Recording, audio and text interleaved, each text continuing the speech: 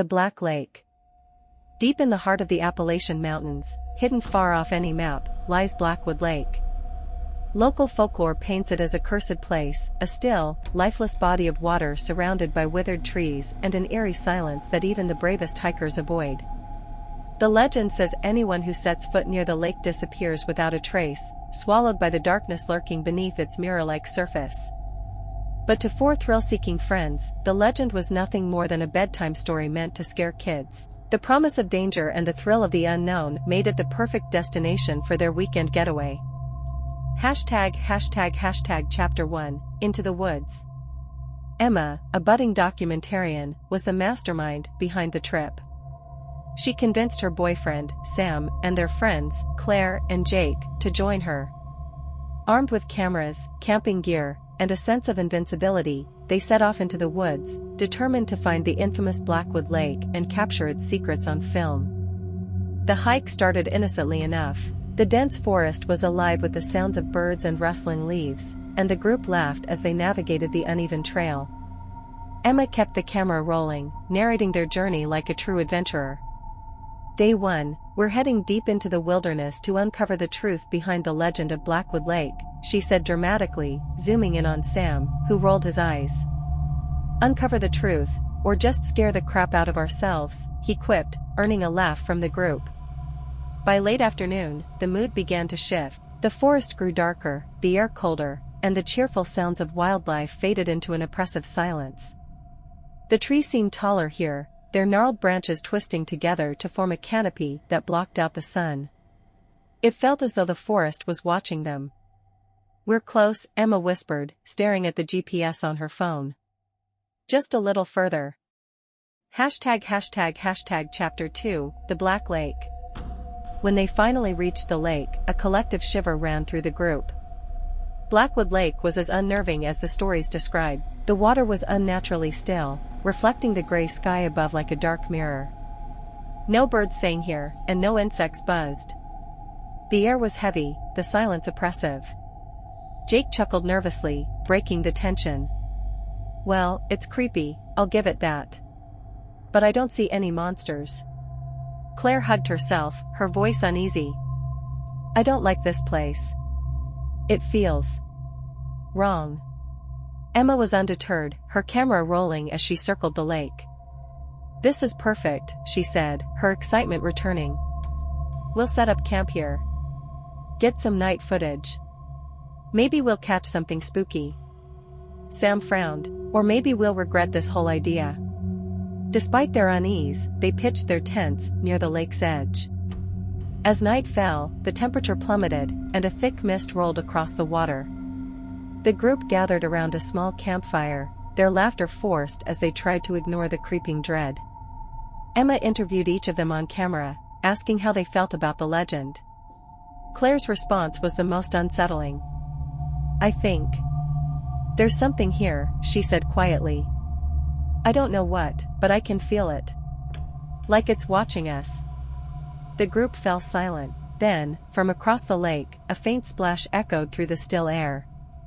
What was that? Jake asked, his voice tight. Probably just a fish, Sam said, though he didn't sound convinced. Emma pointed the camera toward the water, its lens struggling to penetrate the thick fog. Let's go check it out, she suggested, grabbing her flashlight. Bad idea, Claire said, standing abruptly. We should stay here. Stay together. But Emma and Jake were already moving toward the water's edge, their flashlights cutting through the mist. Sam hesitated, torn between staying with Claire and following the others. Chapter 3, The First Night. Emma and Jake stood at the water's edge, shining their lights across the lake's surface. The fog swirled lazily, obscuring everything beyond a few feet. See? Nothing, Jake said, relaxing a little. Just a creepy lake, Anne. Suddenly, the light from his flashlight caught something, a dark shape just beneath the water. It moved quickly, disappearing before he could fully register what it was. Did you see that? Jake asked, his voice shaking. Emma nodded, her camera aimed at the spot. There's something in there. Before they could investigate further, a loud, guttural splash erupted from the lake, followed by an eerie, inhuman sound, a low, mournful wail that sent chills down their spines. They ran back to the campfire, where Claire and Sam were waiting, their faces pale. "What happened?" Claire demanded. "There's something in the lake," Jake panted. "I don't know what, but it's big." As they huddled together, the wail echoed again, this time louder, closer. The mist thickened, and the fire flickered, casting long, dancing shadows. And then the whispers began. Chapter 4, The Shadows. The whispers were faint at first, like the rustling of leaves. But soon, they grew louder, forming words that seemed to come from nowhere and everywhere at once. Leave. Star. This is not your place. Star. Join us. Star. Claire clutched Sam's arm, her eyes wide with terror. "We need to go. Now." Emma, still holding her camera, shook her head. "No. We're here to find the truth. We can't leave yet." Before anyone could argue, the ground beneath them began to tremble. The whispers turned into a cacophony of voices, and the dark water of the lake began to churn violently. Then, they saw it. A figure emerged from the lake, its form half hidden by the mist. It was tall and thin, its skin pale and glistening like wet stone. Its eyes were hollow, and its mouth hung open in a silent scream. Around it, the water rose unnaturally, swirling like a living thing. The group froze, paralyzed by fear.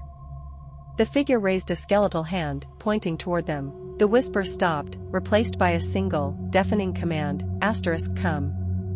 Star." Chapter 5, The Descent. Chaos erupted. The group scattered, running blindly into the woods.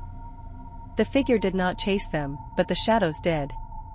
Long, dark tendrils stretched from the trees, reaching for them, pulling at their limbs. Jake was the first to go. He tripped over a root, and before the others could help him, the shadows enveloped him, dragging him screaming into the darkness. Emma screamed, dropping her camera as she and the others ran. Claire was next. One of the tendrils wrapped around her ankle, pulling her to the ground. She clawed at the dirt, begging for help, but it was too late. Sam and Emma made it back to the campsite, but the tents were gone. The fire was out. The lake was calm, its surface smooth and black. There was no sign of Claire or Jake. "We have to leave," Sam said, grabbing Emma's hand. "Now." But as they turned to flee, the figure from the lake appeared before them, its hollow eyes staring into theirs. It raised its hand again, and the whispers returned, louder than ever. Sam pushed Emma behind him. "Run," he shouted, but the figure moved faster, its long arms wrapping around him and pulling him toward the lake. Emma screamed, her legs refusing to move as she watched Sam disappear beneath the dark water. The figure turned its gaze to her, and she felt a cold hand close around her throat. Epilogue. Weeks later, hikers found Emma's camera near the lake, partially buried in the mud. The footage was intact, showing glimpses of their journey, the eerie lake, and the chaos of that final night. The last frame showed Emma's face, her eyes wide with terror as she whispered, "Don't come here. Don't." The screen went black. To this day, no one dares approach Blackwood Lake. The whispers remain, calling to those foolish enough to listen. And the lake waits, hungry for more.